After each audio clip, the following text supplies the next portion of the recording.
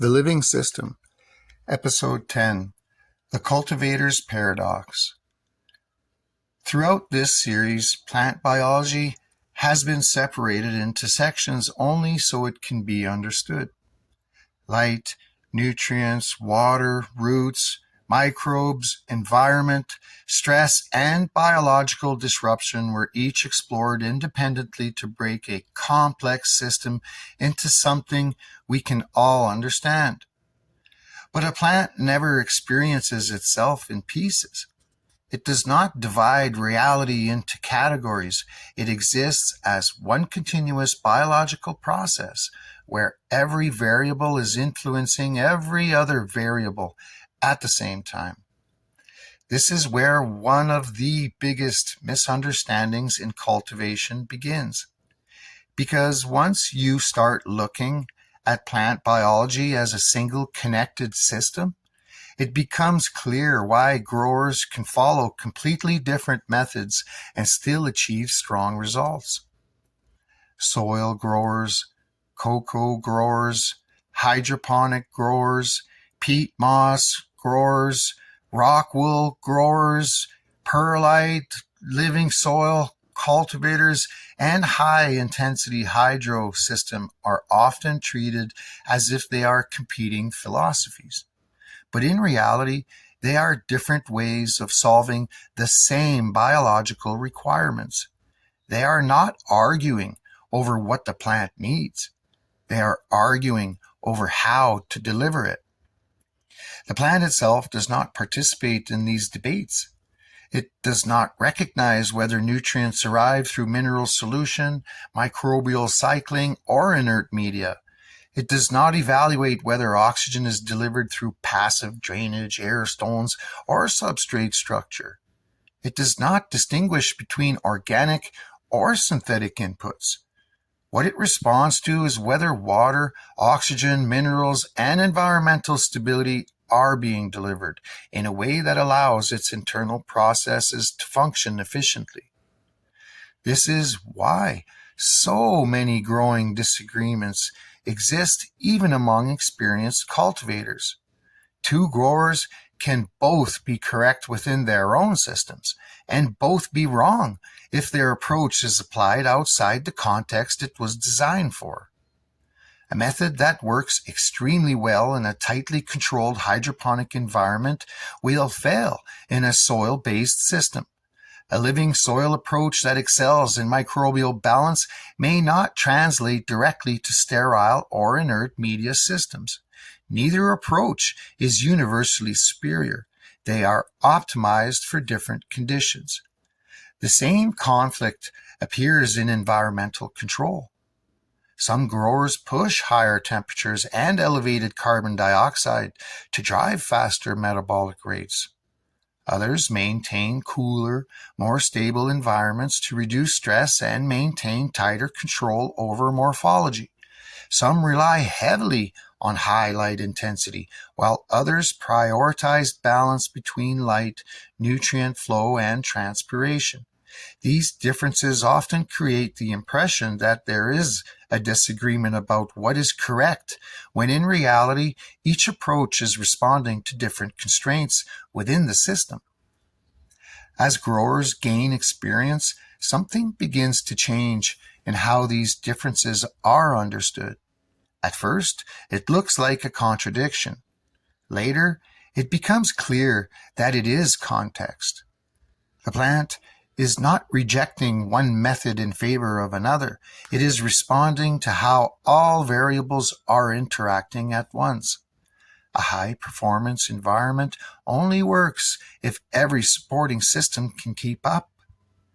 A more moderate environment can outperform an aggressive one if the balance across the system is more stable.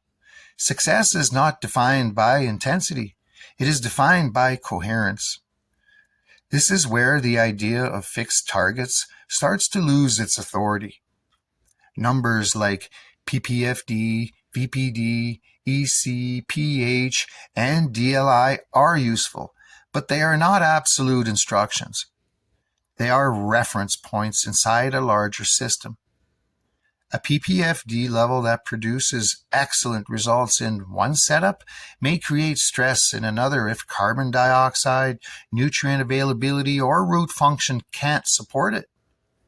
A nutrient strength that drives strong growth in one medium may create imbalance in another, depending on oxygen availability, buffers, and microbial activity.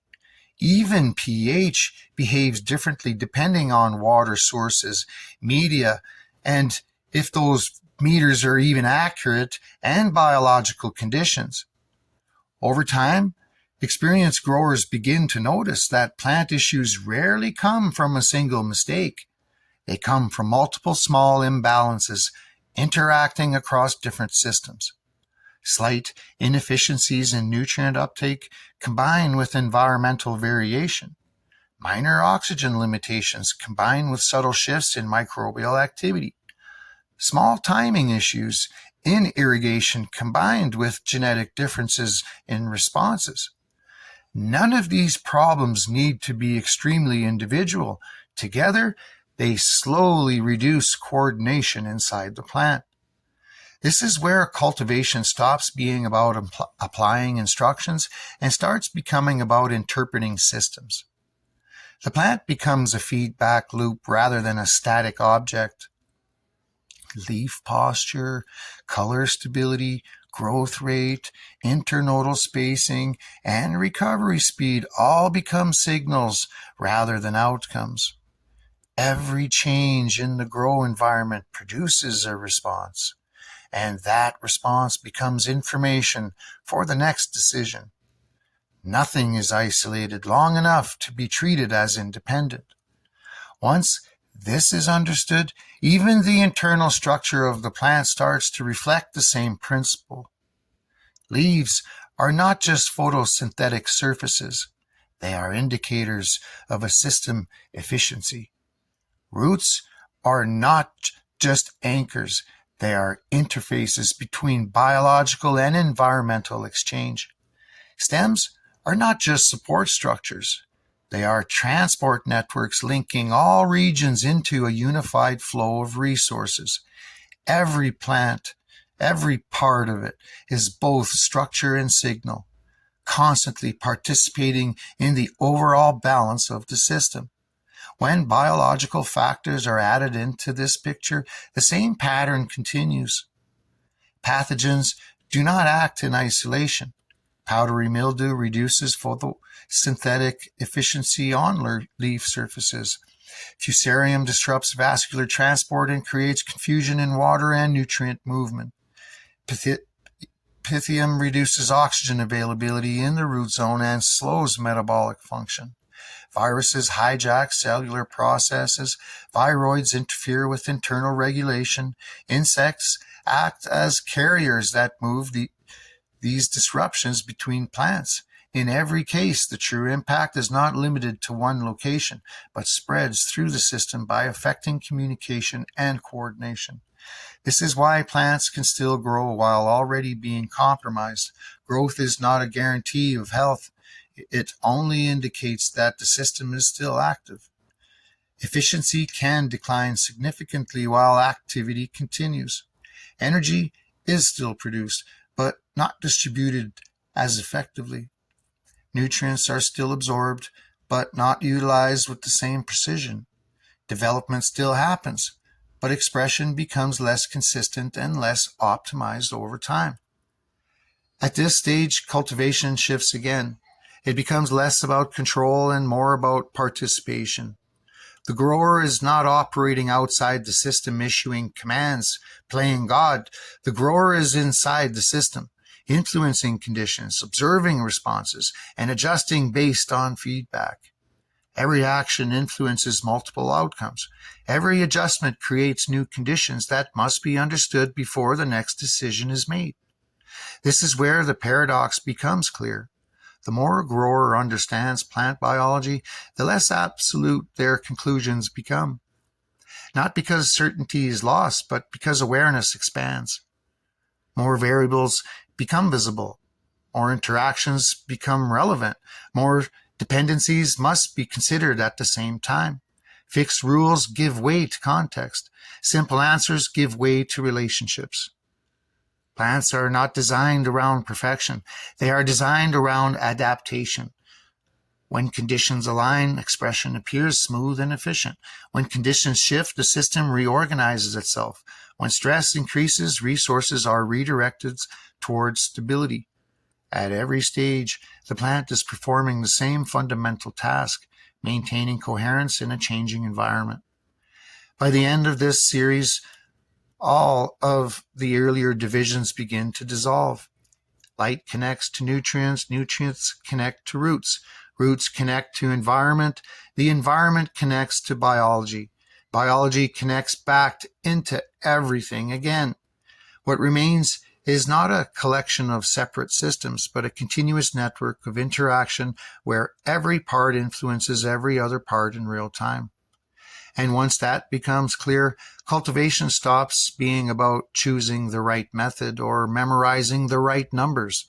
It becomes about understanding how a living system behaves when everything is interacting at once, and how different approaches can all succeed when they maintain internal balance within their own context.